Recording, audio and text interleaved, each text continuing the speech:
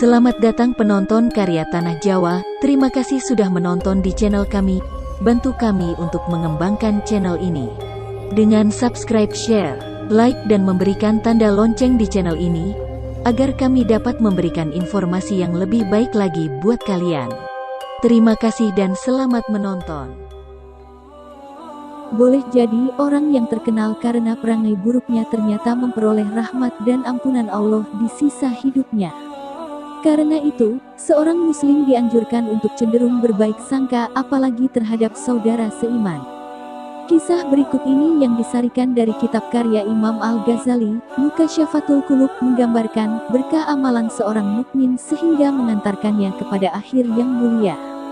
Pada zaman dahulu, di kota Basrah, Irak terdapat seorang pria yang gemar berbuat maksiat.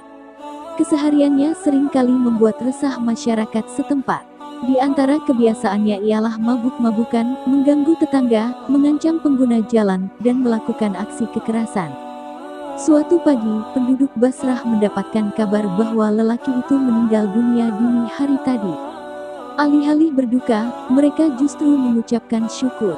Mayoritas masyarakat merasa lega karena orang yang selama ini meresahkan seisi kota kini telah menemui ajalnya. Almarhum meninggalkan seorang istri dan anak. Seisi rumah duka tidak bisa berbuat banyak melihat antusiasme warga kota atas kematian sang kepala keluarga. Tidak ada seorang pun penduduk Basrah yang sudi mensalati dan mengantarkan jenazah almarhum ke tempat pemakaman. Hingga waktu siang tiba, istri almarhum mulai dilanda cemas. Ia sudah memandikan jenazah suaminya. Itu pun setelah berusaha keras karena dirinya tidak dibantu seorang pun. Sebab anaknya masih kecil dan sejak pagi terus-menerus menangis. Sementara itu, para tetangga di sekitar rumahnya sama sekali tak peduli dengan keadaannya. Menjelang sore tiba, sang istri pun sampai terpaksa menyewa 2 orang pekerja untuk memikul jenazah suaminya. Keduanya lantas memanggul jenazah tersebut sampai ke musala terdekat. Setelah beberapa jam, tetap saja tidak ada orang yang datang untuk mensalati sang mayit. Air mata perempuan itu tumpah di hadapan jasad suaminya. Setelah melaksanakan salat jenazah seorang diri, ibu seorang anak itu pun membawa jenazah suaminya ke lahan luas untuk dikuburkan. Dalam keadaan bingung, istri almarhum kemudian didatangi seorang orang tua yang ahli ibadah. Rumah sang alim terletak di atas bukit yang cukup jauh dari lahan permakaman. Kepada perempuan tersebut, lelaki sepuh itu mengatakan dirinya hendak ikut mensalati jenazah almarhum. Perkataan itu membuatnya senang sekaligus terkejut. Sang istri tentu saja gembira karena akhirnya ada seseorang yang mau mensalati jenazah suaminya. Pada saat yang sama, dirinya heran, mengapa seorang ulama yang saleh sampai rela jauh-jauh turun bukit untuk mengantarkan jenazah suaminya, yang terkenal gemar bermaksiat hingga akhir usia. Kehadiran ulama besar itu pun dilihat warga sekitar. Akhirnya, banyak orang berduyun-duyun datang. Mereka yang tadinya enggan mendekat kini mulai merapatkan barisan untuk mensalati jenazah tersebut. Akhirnya, salat fardu kifayah itu diikuti cukup banyak jamaah. Istri almarhum menangis haru. Sesudah jenazah dikebumikan, beberapa orang menghampiri dai yang dijuluki waliullah itu.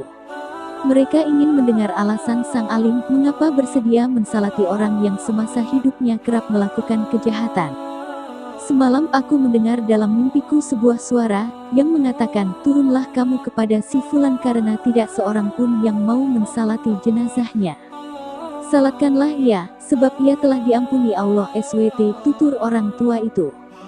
Jawaban tersebut masih kurang begitu menerangkan bagi mereka apa yang telah dilakukan almarhum sehingga seorang waliullah diberi ilham oleh Allah Ta'ala untuk mengurus jenazahnya. Bukankah almarhum semasa hidupnya kerap melakukan maksiat? Menyadari keheranan mereka, sang ahli ibadah kemudian memanggil istri almarhum dan menanyakan perilaku suaminya semasa hidupnya. Setelah terdiam cukup lama, perempuan itu kemudian berkata, orang-orang mengetahui bagaimana kebiasaan almarhum suami saya. Sehari-harinya, dia hanya berbuat dosa dan maksiat. Setiap malam dilewatinya dengan mabuk-mabukan. Apakah ada amalan kebaikan yang pernah dilakukan suamimu semasa hidupnya? Coba diingat-ingat kembali, tanya sang waliullah. Sejenak perempuan itu terdiam. Lantas dirinya menjawab, "Oh ya, saya ingat sekarang. Suami saya pernah melakukan 3 amalan sebelum ajal menjemputnya." "Apa itu?" "Pertama," ujar sang istri, "pernah suami saya dalam kondisi mabuk hingga waktu subuh. Begitu mendengar azan subuh, ia segera mengganti pakaiannya dan mengambil wudhu. Ia lantas bergegas ke masjid untuk mengikuti salat subuh. Kedua, pada suatu malam ia pernah tersadar dari mabuknya. Di sepertiga akhir malam itu, ia bersimpuh di atas sajadah dan menangis. Dengan mengangkat kedua tangannya, kudengar ia berdoa, 'Ya Allah, letak neraka jahanam manakah yang Engkau kehendaki untuk orang zalim sepertiku?' Ketiga, di rumah kami tidak pernah sepi dari anak-anak yatim. Suami saya memberi makan, pakaian, dan juga naungan tempat tinggal untuk mereka. Dengan begitu, mereka tidak bersedih hati. Bahkan, kadang-kadang saya menyangka rasa sayangnya untuk anak-anak yatim melebihi terhadap anak kami sendiri." Sejak saat itu, hilanglah kesan buruk penduduk Basrah terhadap diri sang almarhum. Mereka mengenangnya sebagai muslim yang baik. Demikianlah ketulusan menjadi jalan bagi seorang hamba Allah untuk memperoleh rahmat dan ampunannya. Walaupun amalan-amalan itu mungkin jarang atau bahkan tidak diketahui sama sekali oleh orang banyak, Allah Maha Mengetahui dan Maha Adil. Inilah cerita tentang ahli maksiat yang diampuni dosanya karena kebaikannya. Bila ada pertanyaan bisa isi dan komen di kolom komentar. Jangan lupa subscribe, share, dan like agar channel Karya Tanah Jawa dapat berkembang dan menyajikan tayangan yang lebih baik lagi. Terima kasih para penonton Karya Tanah Jawa.